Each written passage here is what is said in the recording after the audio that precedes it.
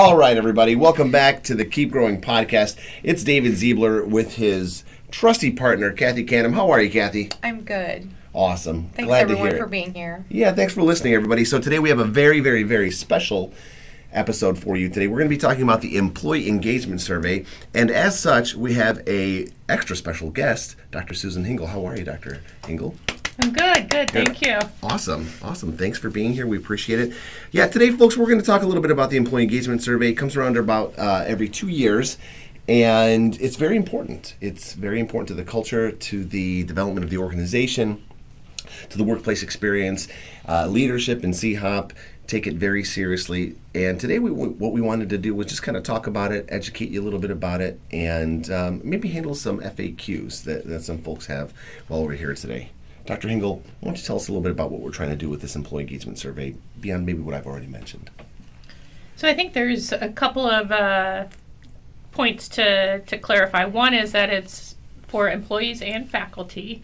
It's not for the learners. They are surveyed separately. And we used to call it the engagement survey, and now we are deleting that word because it does so much more than that. Mm-hmm.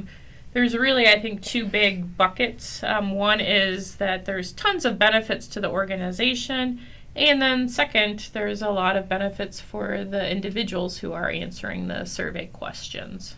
Yeah. And is this for residents as well? No, the residents are grouped in with learners, so Got they it. are surveyed separately. So again, this is only faculty and employees. Excellent. So if you're getting a paycheck from SIU Carbondale, this is for you. Is Yes. that right? Got it. Okay. So one of the frequently asked questions that we get is, and let's just get right into it, let's just go for it, is this anonymous? Is this confidential? Yes, it is. I know there are concerns that we use a external vendor for this, but using that external vendor is how we protect confidentiality, or at least one of the ways we protect confidentiality.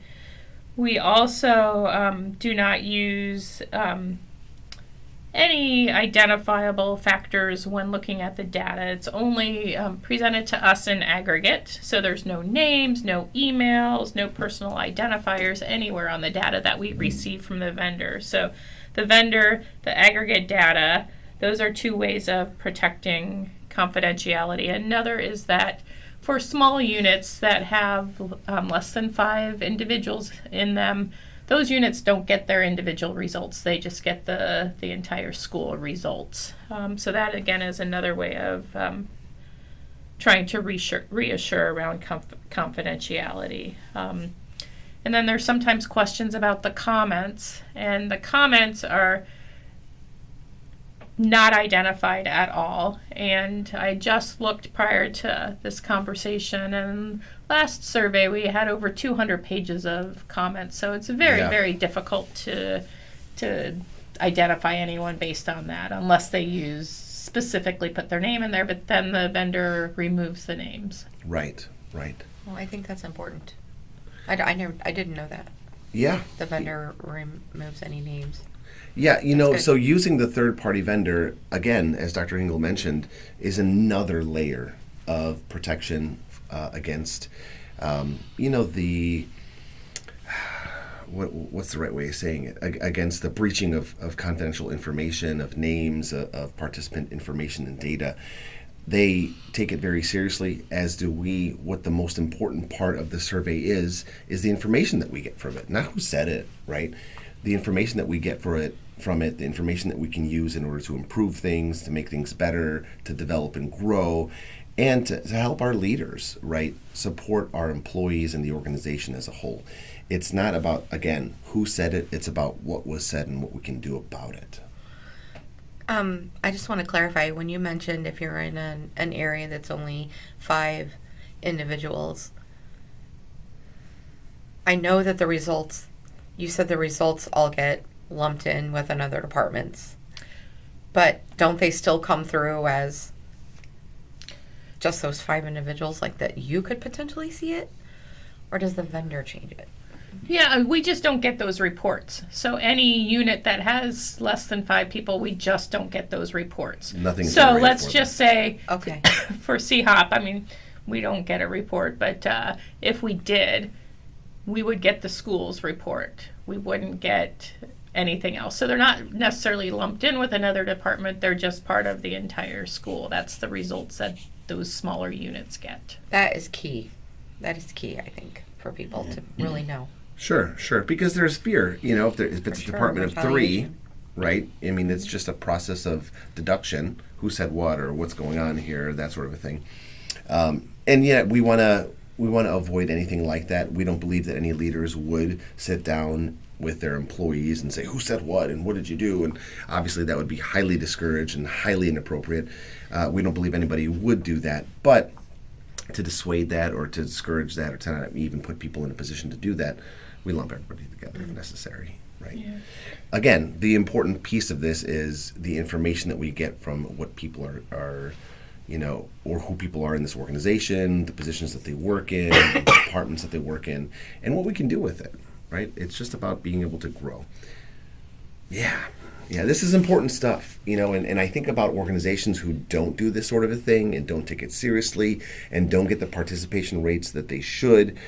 They just aren't doing as well as others. They just don't make the growth, the leaps, the changes that are necessary in order for culture and employee workplace experience to thrive. It's a very necessary tool. And again, when I see organizations that don't do this, when I read about them, it never is as good as it could be. And you think about the benefit to the individual as well. A lot of what we do in CHOP is built around self-determination theory, which is the foundations of what makes people fulfilled and engaged. And those are autonomy, competence, and relatedness.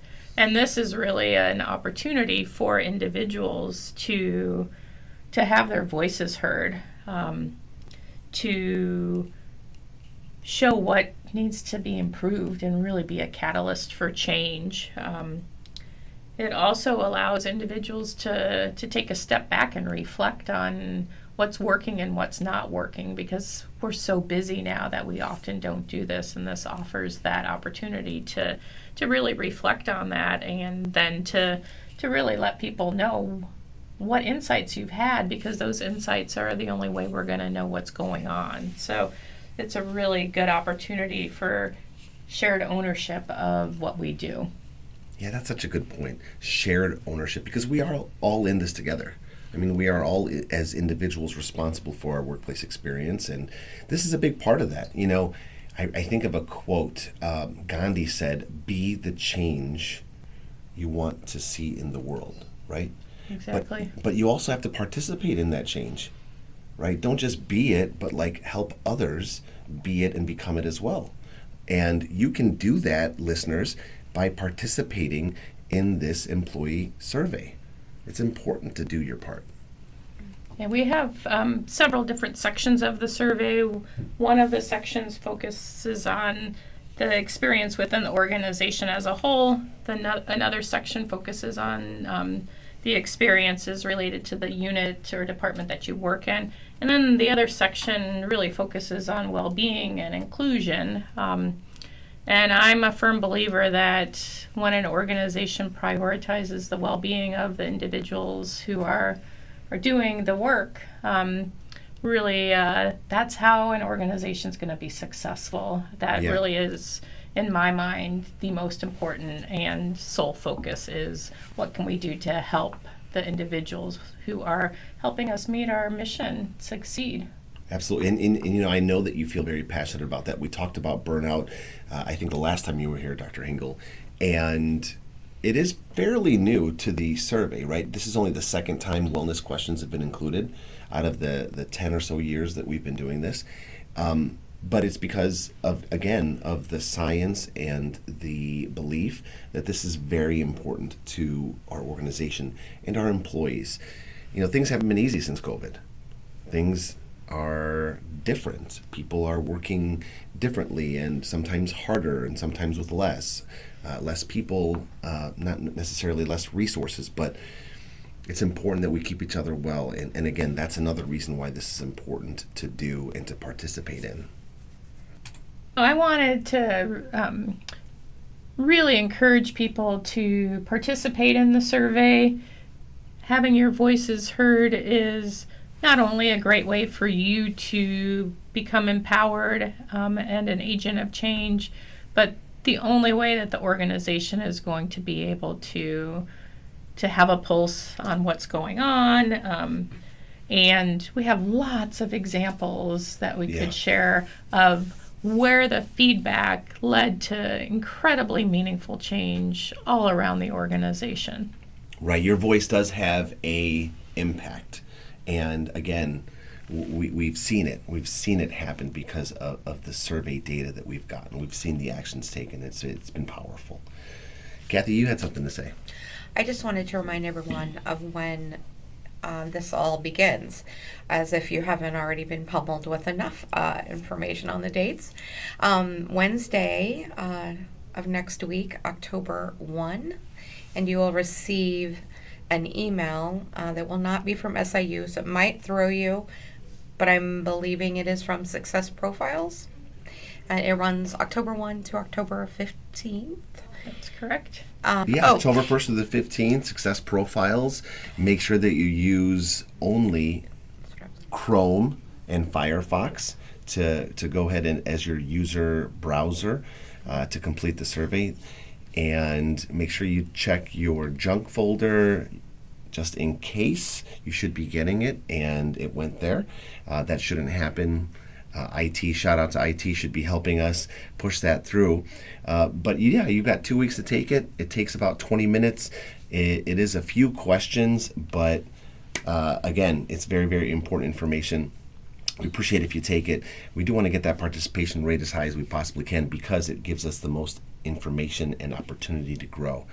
I think that covers it, everybody. Yeah.